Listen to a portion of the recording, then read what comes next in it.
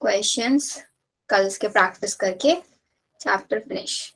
तो देखो बच्चों, लास्ट क्लास में मैंने आप लोगों को ये सब समझाया था कि कैसे हमारा वेक्टर एग्जैक्टली होना कैसे चाहिए। वेक्टर की क्या क्या प्रॉपर्टीज बताई थी, कौन बताएगा?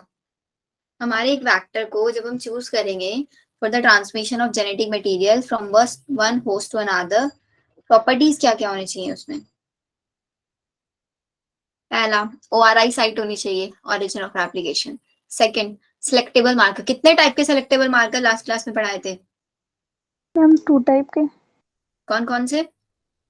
मैम एम्पिसिलिन और tetracycline. Ampicillin and tetracycline, exactly. और एक लेक्सर्जीन भी बताया था, जो क्या काम करता है? बीटा ग्लाइकोसाइडेज बनाने का काम करता है। थर्ड प्रॉपर्टी थी उसके पास एक रेस्ट्रिक्शन साइट होनी चाहिए, जिसको हम बोलते हैं क्लोनिंग साइट, है ना? ये होनी चाहिए। अब इसके बाद ये तो था बात, देखो हमारे इसकी वेक्टर की। अब वेक्टर हम किस किस को यूज कर सकते हैं? पहली चीज मैंने आपको बताई थी, वेक्टर की तरह हम यूज कर सकते हैं प्लाज्मिड को, जिसका बेस्ट एग्जांपल है हमारा क्या? PCR, PBR 322। हाँ, तो हमारा क्या था? PCR, PBR। या अब इसके बाद एक और मैंने आपको बताया था जिसके अंदर लेक्जेट जीन होता है, वो क्या था हमारा? PUC18।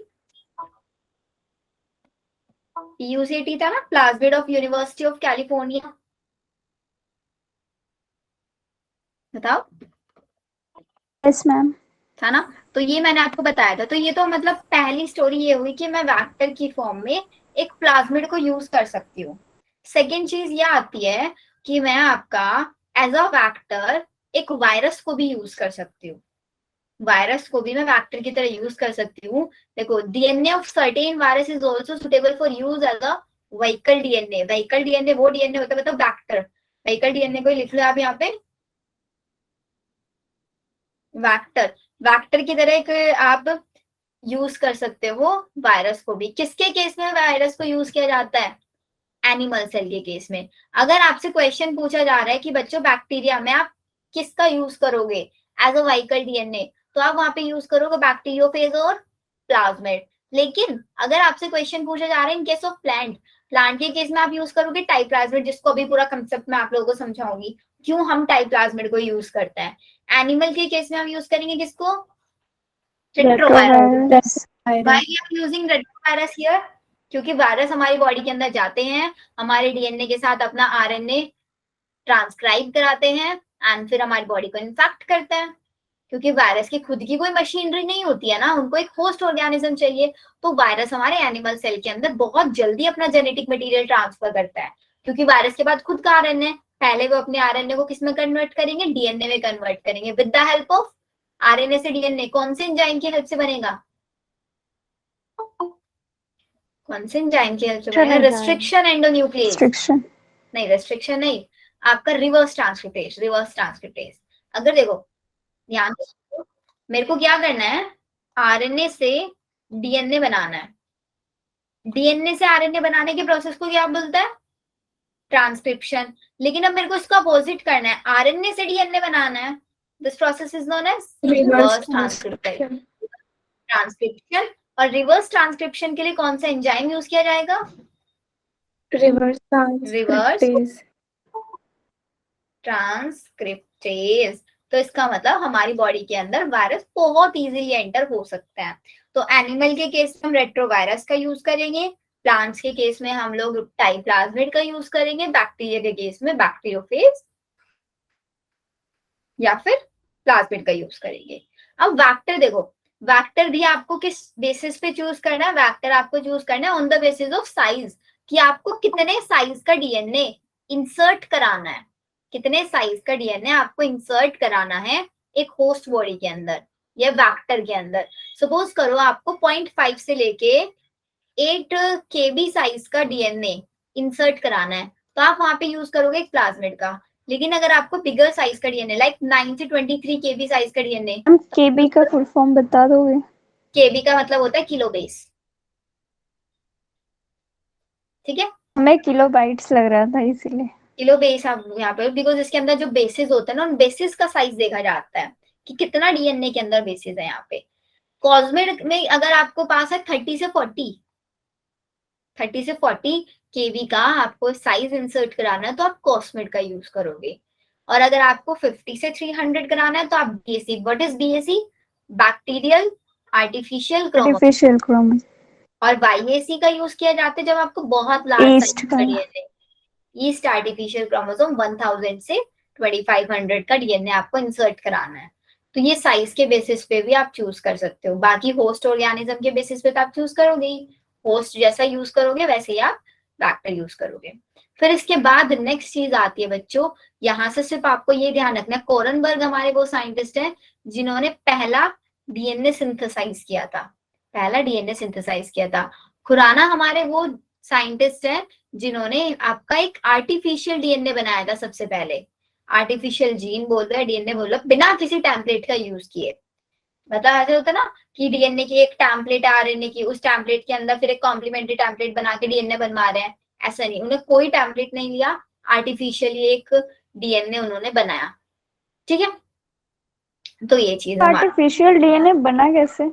आर्टिफिशियल डीएनए उन्होंने क्या लिए होंगे, बहुत सारे नाइट्रोजिनस बेसिस लिए होंगे, और नाइट्रोजिनस बेसिस का एक पर्टिकुलर सीक्वेंस बनाया होगा, फिर उनके बीच में हाइड्रोजन बॉन्ड बनवाए होंगे, और उसमें फॉस्फेट ग्रुप अटैच करके ऐसे डीएनए बनाया होगा। क्योंकि हमें पता है आज के टाइम में डीएनए कितनी चीजों से मिलकर बना है, शुगर और आपका फॉस्फेट और फॉस्फेट, नाइट्रोजिनस बेसिस, इन तीनों को कंबाइन कर दो बन गया डीएनए।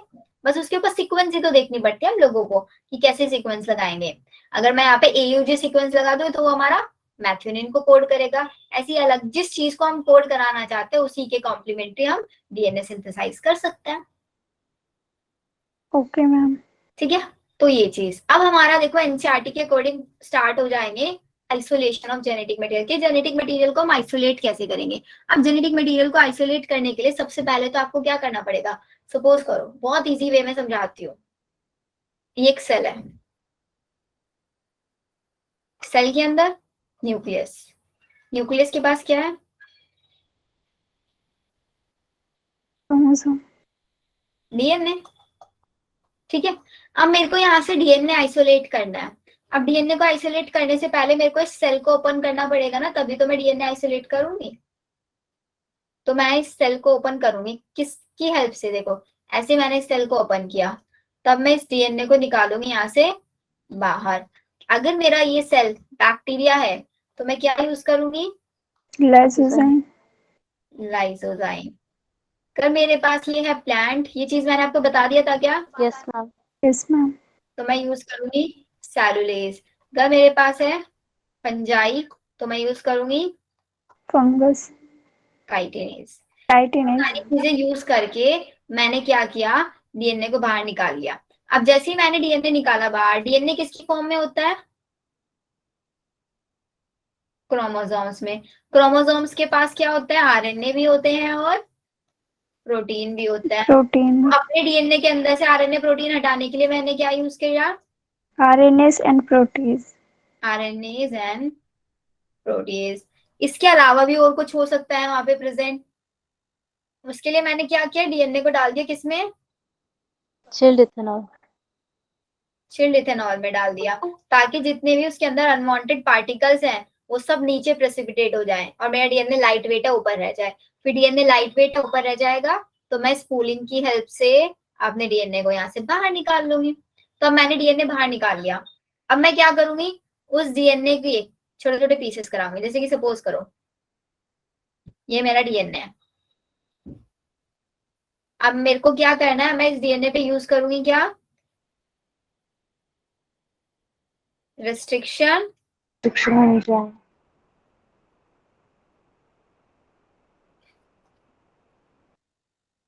एंडोन्यूक्लियस। रिस्ट्रिक्शन एंडोन्यूक्लियस क्या करता है, आपके डीएनए को स्पेसिफिक पोजीशन से कट करता है।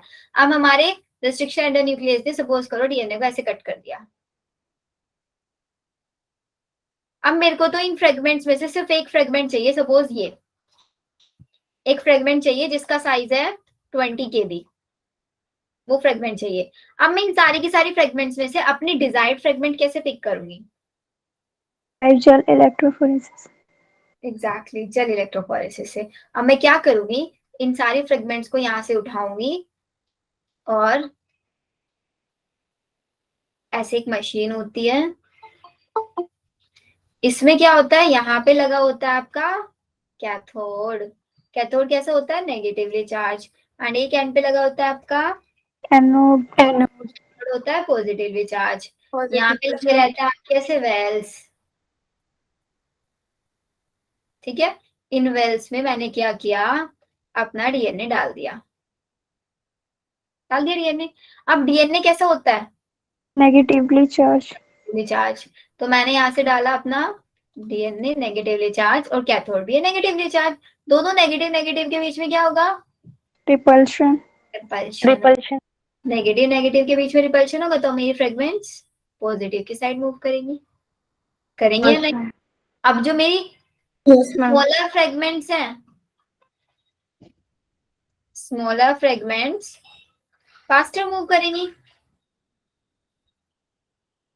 करेंगी ना। Yes ma'am. और लार्जर फ्रेगमेंट्स स्लो मूव करेंगी। क्यों मूव कर रही है, क्योंकि मैंने यहाँ पे डाला है क्या, एग्रोज। एगेरोजेल, जिसको मैंने कहाँ से एक्सट्रैक्ट किया है, सीविड से। सीवीड से एक्सट्रैक्ट किया। अब मेरे डीएनए मूव कर रहे हैं, ठीक है। मैंने यहाँ पे लगा दिया DNA ladder,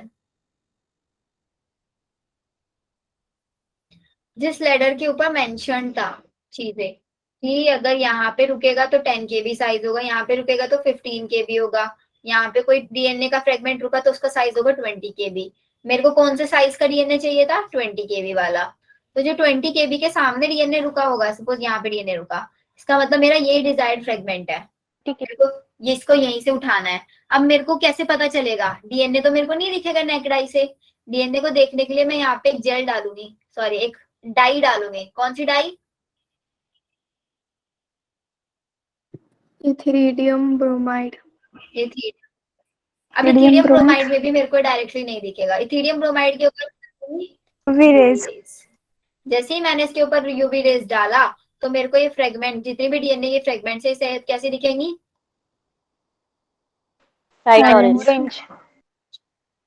bright orange colour की दिखेंगी। फिर जो भी मेरे को 20 केबी के सामने फ्रेगमेंट दिखेगी, मैं उसी को यहाँ से आइसोलेट कर लूंगी, इसको यहाँ से निकाल लूंगी। इस प्रोसेस को बोलेंगे हम इल्यूशन। जब मैंने अपने यहाँ से जेल इलेक्ट्रोफोरेसिस को के अंदर एगरोस जेल को कट करके अपने डीएनए को निकाला बाहर, this is known as elution. आया समझ में, हम इतने छोटे से मशीन से कट करके कैसे निकालते हैं, मतलब जो जेल इलेक्ट्रोफोरेसिस का मशीन होता है वो तो काफी छोटा होता है। जेल इलेक्ट्रोफोरेसिस का मशीन में देखिए, पता है ये जो एगरोस जेल होता है ना, ये स्टार्टिंग में लिक्विड फॉर्म में होता है। आप देखो ना, सपोज आपके पास कोई प्लेट है, उस प्लेट के अंदर आपने कोई लिक्विड डाल दिया। अब वो लिक्विड ऐसे कि थोड़ी थोड़ी देर में सॉलिडिफाई हो जाएगा, तो जैसे पूरी की पूरी प्लेट में फैलेगा, तो पूरी की पूरी प्लेट में एक लेयर बना लेगा ना सॉलिड की। अब उसके अंदर जब तक वो सॉलिड नहीं हुआ, जब तक वो सॉलिड नहीं हुआ, आपने उसके अंदर फटाफट से क्या डाल दिए, डीएनए डाल दिए, तो आपके डीएनए के फ्रेगमेंट्स भी उसके साथ सॉलिडिफाई हो जाएंगे ना अंदर। फिर आपको उनके अंदर से उसको कट करके निकालना पड़ेगा, उस सॉलिड स्ट्रक्चर के अंदर से, इसके अंदर से कट करके निकाला जाएगा। क्योंकि हमें ऑरेंज जहाँ पे फ्रेगमेंट दिखा 20 केबी के सामने, उसी को कट करके निकाल लिया, और फिर अपने डीएनए को लेके जाएंगे हम कहाँ पे, ये आपका पूरा तो छोटा सा तो मशीन होता है, उस पर थोड़ा सा दिखता है, उसमें भी कट करके आराम से निकाल लेते हैं। कट करके निकाला जाता है, बिकॉज आप देखो ना सेल कितना छोटा सा है, सेल कितना छोटा है, सेल के अंदर न्यूक्लियस कितना छोटा है, और न्यूक्लियस के अंदर से डीएनए निकाल रहे हैं हम लोग। जब न्यूक्लियस के अंदर से डीएनए निकाल सकता है, तो जेल इलेक्ट्रोफोरेसिस तो उसके कंपैरिजन में बहुत बड़ी होती है नहीं। तो ये प्रोसेस आपका यूवी, बिकॉज इसीलिए हम लोगों ने यहाँ पे यूवी रेज का यूज किया, क्योंकि नेक्टाई से नहीं दिखेगा हमें कुछ भी। अगर हमें देखना है क्लियरली, तो उसके लिए हमें यही करना पड़ेगा, वहां पे जेल यूज करनी पड़ेगी, इथेरियम ब्रोमाइड, और उसके साथ फिर क्या करना पड़ेगा, चलो। अब देखो, अब मैंने वहां से अपने डीएनए के फ्रेगमेंट को निकाल लिया। अब मेरे को क्या चाहिए कि उस डीएनए के फ्रेगमेंट की मैं अपने पास बहुत सारी कॉपीज बना के रख लूं।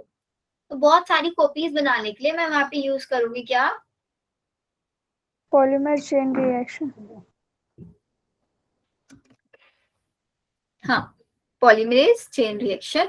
पॉलीमरेज चेन रिएक्शन क्या कराती है? पॉलीमराइजेशन कराती है। मल्टीपल्स ऑफ कॉपीज बनाते हैं। पॉलीमराइजेशन का मतलब भी यही होता है, मल्टीपल कॉपीज बनाता है हमारे डीएनए फ्रेगमेंट का। अब हम क्या करेंगे, जैसे कि डीएनए के अंदर होता है नॉर्मल, अगर मैं डीएनए रेप्लिकेशन कराती हूँ तो डीएनए रेप्लिकेशन ऐसे होता है ना, पहले दोनों स्ट्रैंड्स अलग अलग होती हैं, फिर एक एंजाइम आता है डीएनए पॉलीमरेज, वो यहाँ पे ऐसे प्राइमर, मतलब पहले तो प्राइमेज आता है, प्राइमेज यहाँ पे प्राइमर्स ऐड करता है, फिर एक डीएनए से 2 डीएनए मेरे बन जाता है, फिर दोनों डीएनए के फ्रेगमेंट्स को ओपन कराएंगे अलग अलग, फिर यहाँ पे एक अलग अलग आपका ये बनेगा, तो ऐसे मेरे 4 डीएनए। तो हो रहा है नहीं हो रहा है प्रोसेस, एक डीएनए से 2 डीएनए, 2 से 4 डीएनए, सेम पीसीआर में होता है प्रोसेस। हमारी बॉडी के अंदर तो एक टाइमली कंट्रोल प्रोसेस है, मतलब जिसको मल्टीप्लाई होने में टाइम लगेगा, नेचुरली होने वाला प्रोसेस है। लेकिन अगर हमें इसको क्या कराना है, एक लार्ज अमाउंट में कराना है और बहुत कम टाइम पीरियड में, तो हम वहां पे पीसीआर यूज करेंगे। अब पीसीआर में करते क्या, क्वेश्चन क्या आएगा, जैसे हम नॉर्मल हमारी बॉडी के अंदर डीएनए रेप्लिकेशन कराने के लिए होता है डीएनए पॉलीमरेज, हमारे पीसीआर मशीन में हम यूज करते हैं टेक पॉलीमरेज।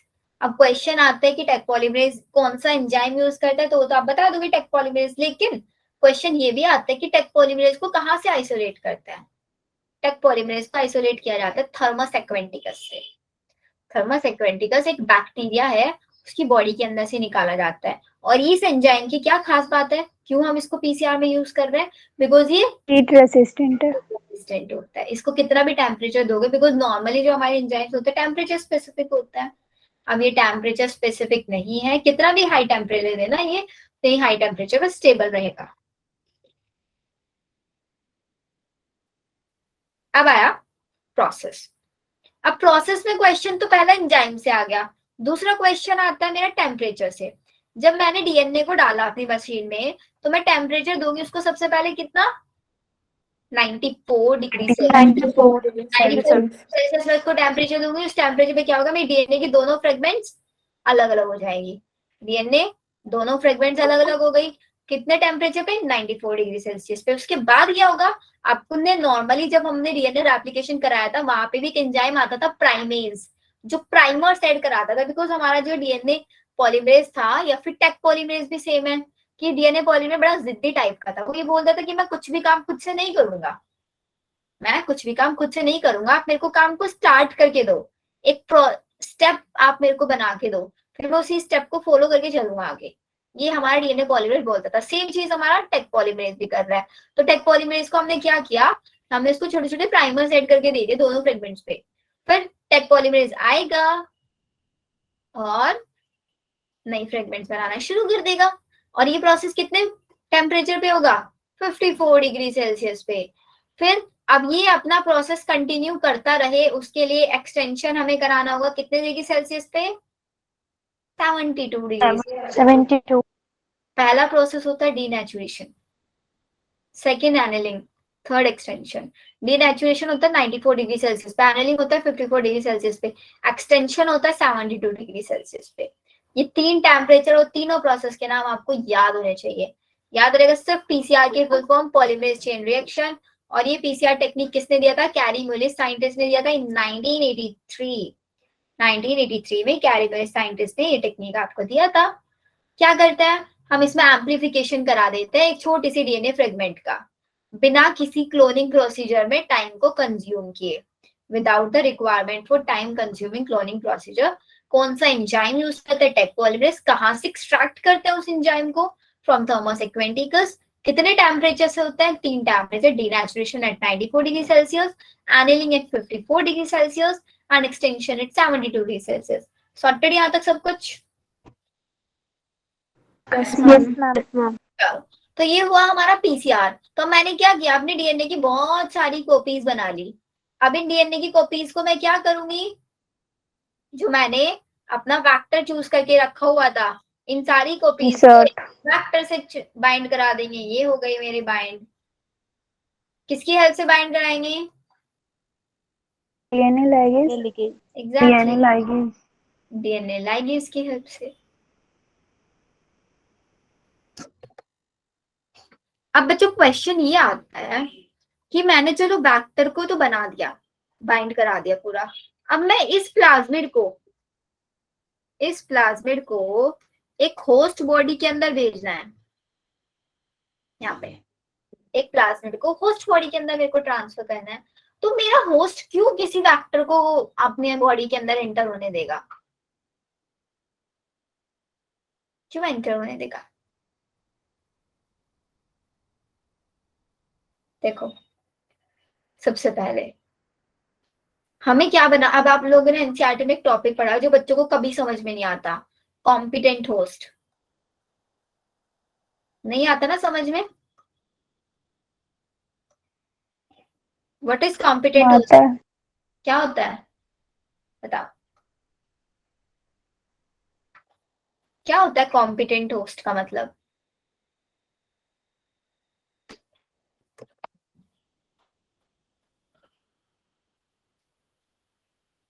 बताओ,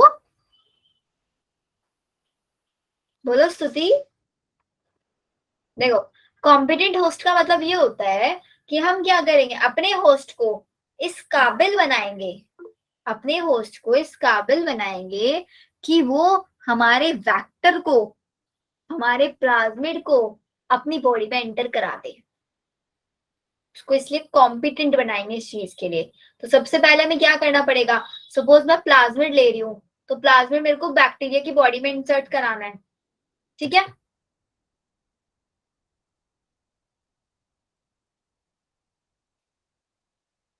अब इंसर्ट कराने के लिए मेरे को क्या करना पड़ेगा, अपने बैक्टीरिया को कुछ केमिकल्स के इन्वायरमेंट में रखना पड़ेगा। जैसे कि ये मेरे पास एक बैक्टीरिया है,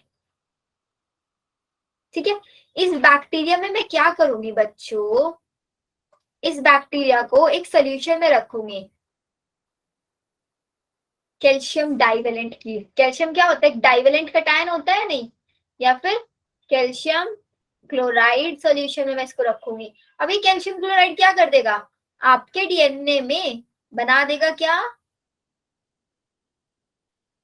होल्स, ऐसे आपके डीएनए में होल बना देगा। अब प्लाज्मिड को कैसे एंटर कराओगे, आपने पकड़ा प्लाज्मिड, इस प्लाज्मिड को एक बार रखा आइस पे, एक बार रखा हाई टेम्परेचर, कितना हाई टेम्परेचर, 42, क्वेश्चन आता है यहाँ पे भी। आइस पे रखने के बाद कितना हाई टेम्परेचर पे आप अपने रिकॉम्बिनेंट डीएनए को रखते हो, 42 डिग्री सेल्सियस पे रखते हो। आइस पे रखा, 42 डिग्री सेल्सियस पे रखा बॉडी के अंदर, फिर आइस पे रखा, हीट शॉक। फिर या हीट शॉक मेथड हम इसको देते हैं। रिकॉम्बिनेंट डीएनए को हम फोर्सफुली सेल के अंदर एंटर कराएंगे, कैसे, उसको एक इंक्यूबेटिंग पीरियड में ले जाके, कैसे, पहले उसको आइस पे रखेंगे, फिर हीट शॉक पे, फिर आइस पे, फिर हीट शॉक पे, और फिर बॉडी के अंदर डायरेक्टली। कैल्शियम क्लोराइड में रखेंगे, वहां से प्रोसेस बता दीजिए। सबसे पहले जो मेरा होस्ट है, उस होस्ट को तो रखेंगे हम कैल्शियम क्लोराइड के सॉल्यूशन में। क्यों?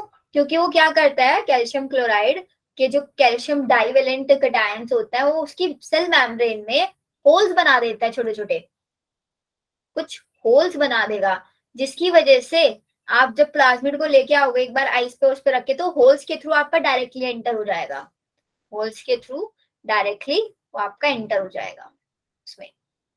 इसलिए इसको बोलते हैं मैम, कॉम्पिटेंट होस्ट। अपने होस्ट को कॉम्पिटेंट बनाना, मतलब इस काबिल बनाना, so that he can take up your plasmid और रिकॉम्बिनेंट डीएनए।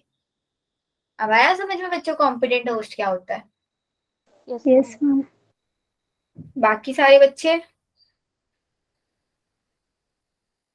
Yes, ma'am.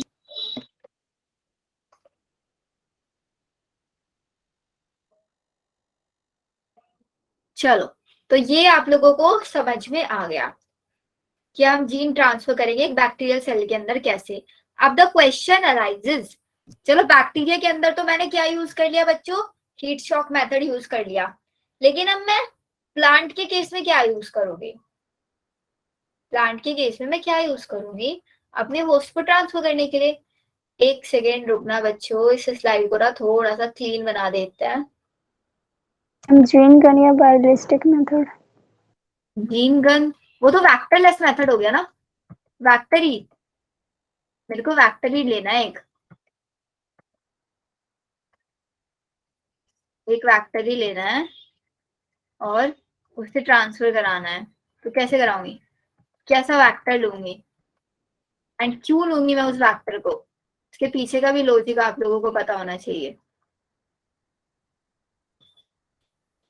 समझे इसको? चलो देखो, अब कहानी आती है यहाँ पे। एक था मेरा प्लांट, कैसा प्लांट था ये, dicot plant.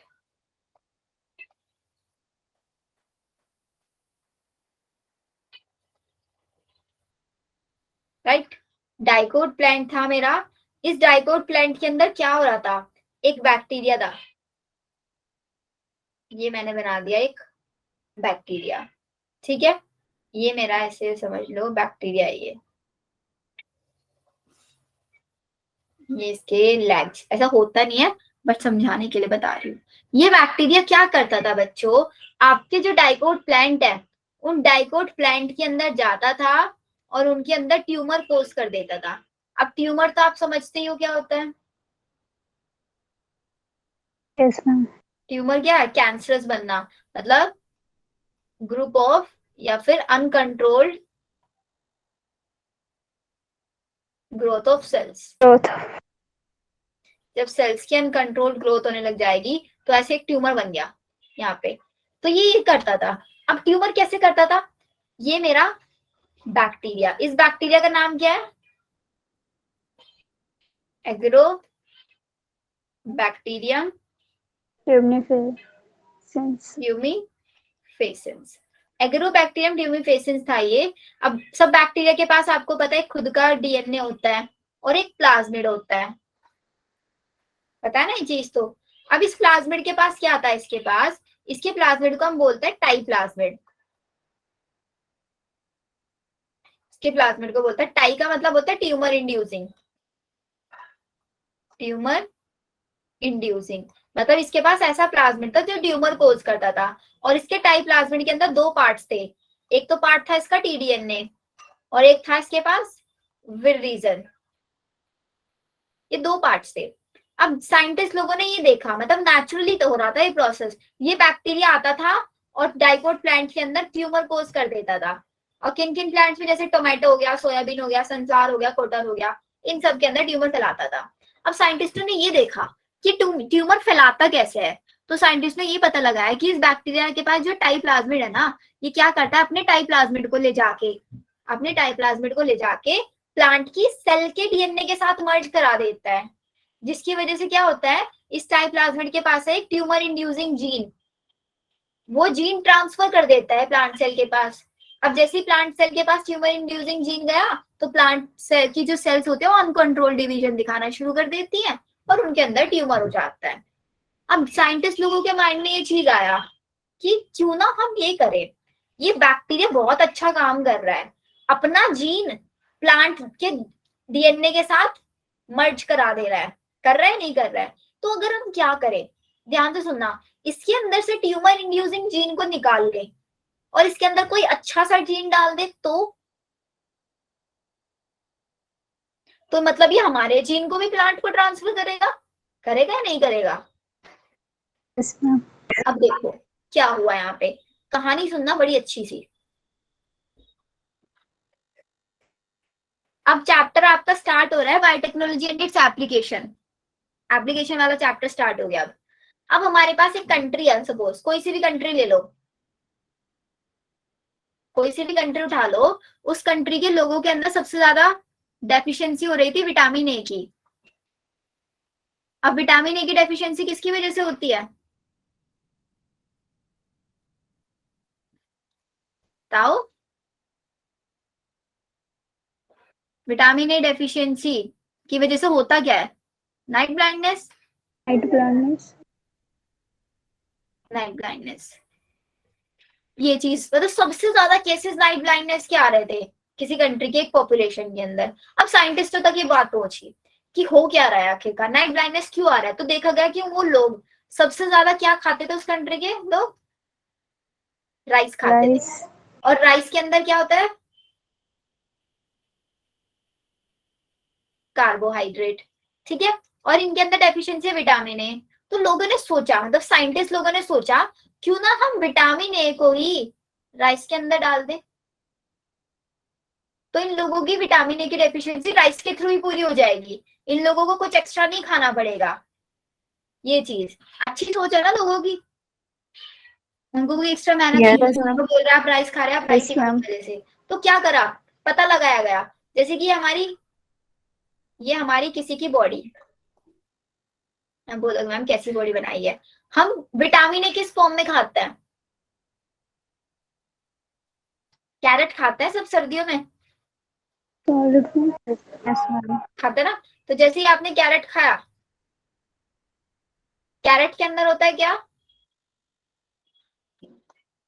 Beta carotene. Beta carotene. Beta carotene जाता है आपके लीवर में, और लीवर इसको क्या करता है, बीटा कैरोटीन को कन्वर्ट कर देता है किसमें, विटामिन ए में। विटामिन। तो इसका मतलब आप डायरेक्टली विटामिन ए नहीं लेते, आप उसको लेते हो in the form of beta carotene. तो इन्होंने पता लगाया, क्या पता लगा ऐसा कौन सा प्लांट है जिसके अंदर सबसे ज्यादा बीटा कैरोटीन बनता है। तो हमें रिसर्च में पता चला हमारे पास एक प्लांट है डैफोडिल। अभी डैफोडिल प्लांट के अंदर से निकाला गया क्या, बीटा कैरोटीन जीन। अब क्या कोई मेरे को एक्सप्लेन कर सकता है बीटा कैरोटीन जीन कैसे निकाला गया होगा। सबसे पहले प्लांट सेल है, तो प्लांट सेल के अंदर से हम लोगों ने क्या किया, प्लांट सेल को दिया सेलुलेज एंजाइम, Cellulase. सेलुलेज, फिर उसका डीएनए निकाला कोई भी रेस्ट्रिक्शन एंजाइम यूज करके, फिर उसके डीएनए को पीसीआर पे डाला, पीसीआर से आइडेंटिफाई कर लिया बीटा कैरोटीन जीन कौन सा है, फिर उस बीटा कैरोटीन जीन को जेल इलेक्ट्रोफोरेसिस पे डाल दी, फिर पीसीआर पे उसको बहुत सारी कॉपीज कन्वर्ट कर दी, उसके अंदर से एक जीन उठाया। अब इस जीन को मेरे को किस में ट्रांसफर करना है अपने, Rice. ओराइजा सटाइवा, मतलब राइस प्लांट। कैसे ट्रांसफर करूं, कैसे ट्रांसफर करूं, अभी हमने देखा एक चीज, क्या देखा कि ये बैक्टीरिया जो है एग्रोबैक्टीरियम ट्यूबिफेसिएंस, इस बैक्टीरिया के पास टाइप्लाज्मिड है, और ये टाइप्लाज्मिड अपना, इसके पास इतनी पावर है कि अपना जेनेटिक मटेरियल प्लांट सेल के जेनेटिक मटेरियल के अंदर डाल देता है। तो मैंने क्या किया, इस एग्रोबैक्टीरियम ट्यूबिफेसिएंस को उठा लिया यहाँ से, इस एग्रोबैक्टीरियम ट्यूबिफेसिएंस को उठाया, इसका क्या ले लिया मैंने, टाइप्लाज्मिड, और टाइप्लाज्मिड के अंदर से क्या कर दिया, ट्यूमर इंड्यूसिंग जीन को निकाल दिया, और ट्यूमर इंड्यूसिंग जीन को निकाल के क्या डाल दिया वहां पे, beta carotene gene. Beta carotene. gene. टाइप्लाज्मिड को वापस डाल दिया किसके अंदर, एग्रोबैक्टीरियम के अंदर, और एग्रोबैक्टीरियम को बोला कि जाओ आप ओराइजा सटाइवा प्लांट को इन्फेक्ट करो, ऐसे छोड़ दिया मैंने इसको। अब क्या हुआ, टाइप्लाज्मिड की हेल्प से मेरा जो बीटा कैरोटीन जीन था वो किसकी बॉडी में चला गया, ओराइजा सटाइवा प्लांट में। अब ओराइजा सटाइवा क्या बनाने लग गया, बीटा कैरोटीन। बनाने लग गया। जो हमारे बेचारे कंट्री के लोग नाइट ब्लाइंडनेस से सफर कर रहे थे वो सफर नहीं करेंगे, क्योंकि बीटा कैरोटीन जीन इनकी बॉडी में गया, मतलब बीटा कैरोटीन प्रोटीन, अब वो बीटा कैरोटीन इनके लीवर में जाके विटामिन ए में कन्वर्ट हो जाएगा, तो इनकी विटामिन ए की डेफिशिएंसी हो गई सॉर्टेड। आया समझ में, यस मैम। Yes, ma'am. हम करते हैं टाइप्लाज्मिड का यूज किसमें, प्लांट्स के अंदर जीन को इंट्रोड्यूस कराने के लिए। तो बस वही है, जीन ट्रांसफर इन प्लांट्स है, मैंने आपको एप्लीकेशन भी समझा दिया। चलो इतना हुआ क्लियर। अब ये वाला ये तो डायग्राम आपको दे रखा है कि ये मेरा ऐसा एग्रोबैक्टीरियम ट्यूबिफेसिएंस है, इसके पास ये टाइप्लाज्मिड है, टाइप्लाज्मिड के पास एक टीडीएन है, ये क्या करता है क्राउन्स बना देता है ऐसे प्लांट के अंदर, ये चीज। अब आता है बच्चों नेक्स्ट चीज कि एनिमल्स के अंदर जीन ट्रांसफर करने के लिए क्या करेंगे। तो एनिमल्स के अंदर जीन ट्रांसफर करने के लिए बहुत सॉर्टेड सी चीज है हमारे पास, क्या है एनिमल्स के अंदर जीन ट्रांसफर करने के लिए,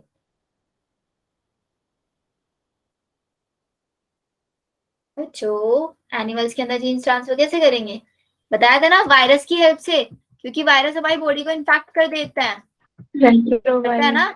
एनिमल्स के अंदर हम यूज करेंगे रेट्रोवायरस। तो ये तो बच्चों सारे वो मेथड्स हैं, कौन से वाले मेथड्स हैं ये हमारे, वैक्टर वाले मेथड, जिसमें मैं एक वैक्टर का यूज कर रही हूँ। और वेक्टर का यूज करके अपने जेनेटिक मटेरियल को किसी दूसरी बॉडी में ट्रांसफर करा रही हूँ। लेकिन अगर मैं क्या करना चाहूँ, अगर मैं वेक्टर का यूज नहीं करना चाहती, बिना वेक्टर की हेल्प से अपने जीन को ट्रांसफर करना चाहती हूँ किसी भी होस्ट बॉडी में, तो वहां पे मैं कुछ मेथड्स यूज कर सकती हूँ। जैसे कि पहला मेथड है मेरे पास इलेक्ट्रोपोरेशन। इलेक्ट्रोपोरेशन में हम क्या करते हैं, अपना जो होस्ट है उस होस्ट की प्लाज्मा मेम्ब्रेन में टेम्पररी होल्स बनवा देंगे, उनके थ्रू फॉरेन डीएनए एंटर करा देंगे। एक मेथड होता है केमिकल मेडिएटेड जेनेटिक ट्रांसफॉर्मेशन। इसमें मैं केमिकल का यूज करती हूँ, पॉलीथाइलिन ग्लाइकोल। ये पीईजी केमिकल क्या होता है, ये पीईजी केमिकल की प्रेजेंस में आपका फॉरेन डीएनए होस्ट बॉडी के अंदर बहुत इजीली ट्रांसफर हो जाएगा। क्वेश्चन आता है यहाँ पे, पीईजी के थ्रू क्या आप जीन ट्रांसफर कर सकते हो? तो पीईजी एक वेक्टरलेस मेथड है या फिर वेक्टर वाला मेथड है? तो कैसा मेथड है ये? एक वेक्टरलेस मेथड है। एक मेथड आप यूज कर सकते हो माइक्रो इंजेक्शन, एक माइक्रो पिपेट या फिर एक निडल के थ्रू भी फॉरेन जीन को एनिमल सेल में डाल सकते हो, या फिर बायोलिस्टिक मेथड या फिर पार्टिकल गन मेथड। इसमें आप टंगस्टन या फिर गोल्ड पार्टिकल कोटेड छोटे छोटे पार्टिकल्स का यूज करोगे, टंगस्टन और गोल्ड के बने हुए, ठीक है। उनके ऊपर अपने डीएनए को कोट करा दोगे, और कोट करा के फिर आप गन के थ्रू उन पार्टिकल्स को किसमें, एक होस्ट बॉडी के अंदर टारगेट सेल में बम्बार्ड करोगे, जिसकी वजह से आपका जीन भी एंटर हो जाएगा होस्ट बॉडी में। क्वेश्चन यहाँ पे पूछा जाता है, क्वेश्चन ये पूछा जाता है कि कौन से पार्टिकल्स का यूज किया जाता है यहाँ पे, तो यहाँ पे यूज किया जाता है टंगस्टन और गोल्ड पार्टिकल्स का बैलिस्टिक मेथड में।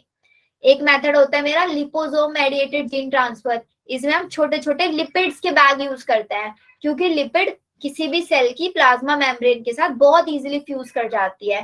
तो क्या करेंगे, बीच में जीन डाला, उसके बाहर लिपिड की कोटिंग रख देंगे, तो जैसे लिपिड को सेल मेम्ब्रेन के प्रेजेंस में आएगा तो लिपिड उसके साथ मर्ज होने लग जाएगा, फ्यूज होने लग जाएगा। इसके थ्रू लिपिड तो प्रोटोप्लास्ट के अंदर जाएगा ही जाएगा, आपका डीएनए भी चला जाता है। तो ये कुछ मेथड्स है जिसमें आपको कोई वेक्टर का यूज नहीं करना पड़ेगा, डायरेक्टली आप अपने जीन को इंसर्ट करा सकते हो। क्लियर यहाँ तक? Yes ma'am. Yes ma'am. अच्छा, अब यहाँ तक क्लियर है। तो इसके बाद मैंने आप लोगों को ट्रांसफॉर्मेट, मतलब आपने एक होस्ट बॉडी के अंदर ट्रांसफर करा दिया अपना रिकॉम्बिनेंट डीएनए। अब आपको ये पिक करना है कि आपका रिकॉम्बिनेशन हुआ था या नहीं हुआ था, रिकॉम्बिनेंट और नॉन रिकॉम्बिनेंट में पिक करना है। फिर आपको रिकॉम्बिनेंट और नॉन ट्रांसफॉर्मेंट में पिक करना है। लास्ट लेक्चर में समझाया था पूरा प्रोसेस, इसी को हम क्या बोलते हैं, इंसर्शनल इनएक्टिवेशन। जब आपने एक डिजायर्ड जीन को एक पर्टिकुलर साइट पे इंसर्ट किया, कौन सी पे, सिलेक्टेबल मार्कर पे, तो सिलेक्टेबल मार्कर हमारा क्या हो जाता है, फिर इनएक्टिव हो जाता है और अपना फंक्शन लूज कर देता है। इसी को बोलते हैं इंसर्शन। ये क्वेश्चन आ जाता है बोर्ड एग्जाम्स में, what is insertional inactivation. Insert करने के बाद अगर कोई चीज इनएक्टिव हो रही है, this is known as insertional inactivation. ये चीज आप लोगों को पूरा क्लियर हो गया था। लेक्जेड जीन वाला भी मैंने आप लोगों को लास्ट क्लास में समझा दिया था, कैसे लेक्जेड जीन काम करता है ना। इसके अंदर होता है PUC 18, PUC plasmid of university of California. चलो, फिर इसके बाद आता है बच्चों obtaining the foreign gene product. इसको बस ध्यान से सुनना मैं क्या बता रही हूँ। अब आपने क्या किया, एक होस्ट बॉडी के अंदर अपना रिकॉम्बिनेंट डीएनए डाल दिया। अब आपको क्या चाहिए, जो आपने फॉरेन जीन डाला है उस फॉरेन जीन से आप मैक्सिमम से मैक्सिमम प्रोडक्ट्स ऑब्टेन कर पाओ, लार्ज स्केल में आपका प्रोडक्शन हो। जैसे कि सपोज करो कोई एक ह्यूमन ले लो या कोई एक प्लांट ले लो। चलो, अभी मैंने राइस का जो जीन था, राइस की प्लांट के अंदर एक नया जीन डाला और मैंने उस राइस को कैसा बना दिया, गोल्डन राइस बना दिया। राइस का कलर गोल्डन हो जाएगा, बस राइस की एनरिचमेंट पावर बढ़ा दी, राइस को विटामिन ए एनरिच बना दिया। मैंने बनाया नहीं बनाया राइस को vitamin A enrich? Yes ma'am. है ना। अब मैं क्या चाहती हूँ कि मेरा जो वो राइस का प्लांट है, उस राइस के प्लांट से उसका जो नया राइस प्लांट बने, उस राइस प्लांट में जो नया राइस प्लांट बने उसके अंदर भी मेरा बीटा कैरोटीन का जीन जाना चाहिए। मतलब जो मैंने प्रोडक्ट बनाया उस प्रोडक्ट से आगे रिकॉम्बिनेंट प्रोटीन्स बनने चाहिए, तभी मैं बोलूंगी कि मेरी जेनेटिक इंजीनियरिंग एक सक्सेसफुल प्रोसेस हुआ है, तभी हम मानेंगे कि हाँ हमने कुछ प्रोडक्टिव किया है। अब सपोज करो अगर वो उसी प्लांट तक रह जाए सीमित जीन, नेक्स्ट जनरेशन में ट्रांसफर ना हो, तो फिर तो हमें हर एक प्लांट के अंदर जेनेटिक इंजीनियरिंग करनी पड़ जाएगी। और जेनेटिक इंजीनियरिंग बहुत एक्सपेंसिव प्रोसेस होता है, तो थोड़ा ना इतना इजी होता है जीन्स को निकालना, जीन्स को डालना, पीसीआर करना और उसका जेल इलेक्ट्रोफोरेसिस करना, रेस्ट्रिक्शन एंजाइम्स ही इतने ज्यादा कॉस्टली होते हैं, डायरेक्टली नहीं होता ये प्रोसेस।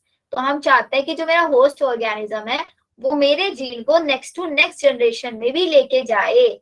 उसके लिए मेरे को क्या करना पड़ेगा, उसके लिए मेरे को अपने जीन्स को, ये तो प्लांट का केस हो गया ना, नेचुरली होगा, लेकिन अगर मैंने कोई जीन जैसे कि इंसुलिन प्रोडक्शन वाला जो जीन है मैंने एक इकोलाई को दिया है, इंसुलिन प्रोडक्शन वाला जीन मैंने इकोलाई को दिया है, अब मैं क्या चाहूंगी कि जैसे जैसे मेरा इकोलाई मल्टीप्लाई करे तो मेरा जीन भी मल्टीप्लाई करे। अगर मेरे पास इकोलाई की 100 कॉपीज आ गई मल्टीप्लीकेशन के बाद, तो मैं ये मान के चलूं कि मेरे पास इंसुलिन के भी 100 जीन्स आ गए हैं, इंसुलिन के भी 100 डोसेस मेरे पास अवेलेबल हैं अभी। अब ये प्रोसेस मेरे को क्या कराना पड़ेगा, एक लार्ज स्केल में कराना पड़ेगा, है ना। तो लार्ज स्केल में कराने के लिए हम हमेशा यूज करते हैं किसका, किसी भी प्रोडक्ट का लार्ज स्केल प्रोडक्शन कराने के लिए हम यूज करते हैं बायोरिएक्टर्स का। बायोरिएक्टर्स क्या होते हैं, लार्ज वेसल्स होते हैं 100 से 1000 लीटर के। ये लार्ज वेसल्स के अंदर हमें क्या करना पड़ता है, बस मीडियम, मतलब मेरे इकोलाई जैसे एक नेचुरल मीडियम में ग्रो करता है ना, उनको सेम मीडियम में बायोरिएक्टर के अंदर प्रोवाइड कराऊंगी, सेम मीडियम बायोरिएक्टर में मैं उनको प्रोवाइड कराऊंगी। बस मेरे को क्या करना है, उस मीडियम को चेंज करते रहना बार बार, जैसे ही मेरा मीडियम यूज हो चुका पूरा उसको हटा दिया और उसकी जगह फ्रेश मीडियम डाल दिया, ताकि मेरा इकोलाई या जो भी मेरा माइक्रो ऑर्गेनिज्म है जिसके ऊपर मैंने अपना रिकॉम्बिनेंट डीएनए लगाया हुआ वो कंटिन्यूअसली मल्टीप्लाई करता रहे और आपको लार्ज स्केल प्रोडक्शन देता रहे। ये होता है आपका। अब इसमें क्या करता है, 100 से 1000 लीटर के बड़े बड़े बायोरिएक्टर्स यूज किए जाते हैं किसी भी चीज को लार्ज स्केल पे लेके जाने के लिए। अब बायोरिएक्टर्स क्या करता है, बायोरिएक्टर्स एक ऑप्टिमम ग्रोथ प्रोवाइड कराते हैं एक डिजायर्ड प्रोडक्ट के लिए। प्रॉपर टेम्परेचर उनको देंगे, proper pH, proper substrate, proper soil, proper vitamin, proper oxygen, ये सारी चीजें हम बायोरिएक्टर्स के अंदर डालते हैं।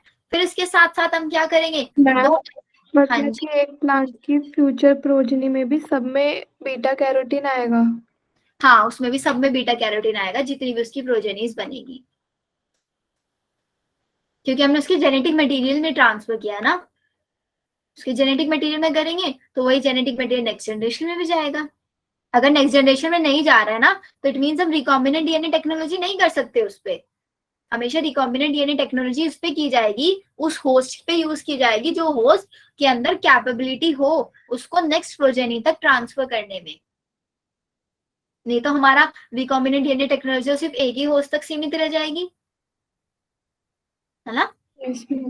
चलो, तो ये अब बायोरिएक्टर्स हमारे पास दो टाइप के होते हैं, एक तो होता है सिंगल स्टिर्ड टैंक रिएक्टर, एक होता है स्पार्क्ड स्टिर्ड टैंक रिएक्टर। दोनों में डिफरेंस क्या है, सिर्फ डायग्राम में डिफरेंस है। इसका डायग्राम में आप बॉटम देख रहे हो, इसका बॉटम कर्व्ड शेप में है, इसका बॉटम फ्लैट है। कर्व्ड शेप में क्यों बनाया गया है इसका बॉटम वाला पार्ट, वो इसलिए बनाया है ताकि इसके अंदर जितना भी पार्ट है, देखो ये बीच में यहाँ पे कल्चरल ग्रोथ लगा हुआ है।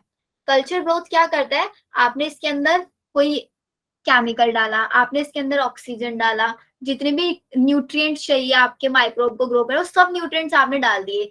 ये बीच में कल्चर ग्रोथ कंटिन्यूअसली रोटेट करता रहेगा, रोटेट करेगा तो आपके जितने भी आपने कंपोनेंट्स इसके अंदर डाले वो कंटिन्यूअसली मिक्सअप होते रहेंगे एक प्रॉपर अमाउंट में। इसको बोलता है सिंगल सिंपल स्ट्रेड और इसको बोलता है स्पार्क्ड स्ट्रेड। इसके अंदर क्या होता है, इसके अंदर आपके जनरली ऊपर से कुछ प्रेशर, जैसे है ना ये बीच में एक ट्यूब लगाई हुई है, ये ट्यूब कॉन्टिन्यूअसली रोटेट करती रहेगी, ये रोटेट करती रहेगी तो जितनी भी ऑक्सीजन है वो कॉन्टिन्यूअसली ऐसे रहेगी, हर जगह पे ऑक्सीजन प्रॉपर अमाउंट में रहेगी। इसके अंदर बबल्स भी बनते रहेंगे जो ऑक्सीजन ट्रांसफर एरिया भी बढ़ाएंगे आपका, और यहाँ पे सरफेस एरिया भी बढ़ जाता है आपका ऑक्सीजन ट्रांसफर के लिए। क्वेश्चन नहीं आता इसमें से, क्वेश्चन सिर्फ एक क्वेश्चन आता है इसके बेस पे कि इसका बेस कर्व्ड क्यों होता है, इसका बेस फ्लैट क्यों होता है।